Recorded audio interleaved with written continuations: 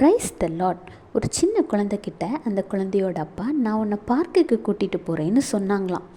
சொன்னதுமே பார்க்குக்கு போகிறோங்கிற சந்தோஷத்தினால அந்த குழந்தை தான் போகிற பாதையெல்லாம் தன் தந்தையோட கையை பிடிச்சிக்கிட்டு அதை நினச்சி ரொம்ப சந்தோஷமாக இருந்தது மாத்திரமல்லாது, போகக்கூடிய வழியில் வந்த சின்ன சின்ன தடைகள் பிரச்சனைகளை கூட தான் போகக்கூடிய சந்தோஷமான இடத்த நினச்சி இது பெரிய விஷயமாட்டே எடுத்துக்கலையாம்.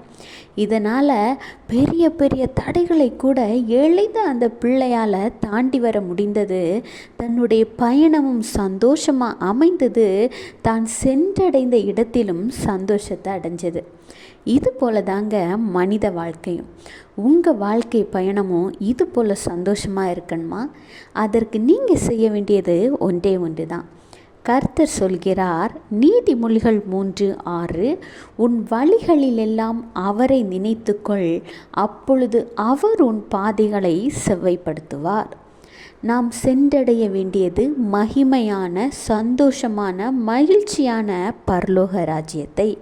அதை நாம் அடைய போகிறோம் அப்படிங்கிற சந்தோஷத்திலேயே நாம் நம் தகப்பனாகிய இயேசுப்பாவின் கையை பிடித்து கொண்டு நம்மளுடைய வழிகளிலெல்லாம் ஆண்டவராகிய இயேசு கிறிஸ்துவை நினைத்து கொண்டு அவரோடு பேசிக்கொண்டு இடையில் வருகிற எல்லா தடைகளையும் நாம் தாண்டி வருவோம்.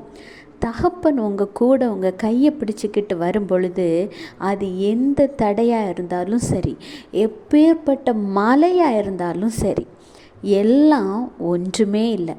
ஒரு குழந்தை போல் உங்களை முழுமையாக ஆண்டவருடைய கரத்தில் ஒப்படைங்க. கர்த்தர் உங்களை ஆசீர்வதிப்பார். Have a blessed day. Jesus bless you.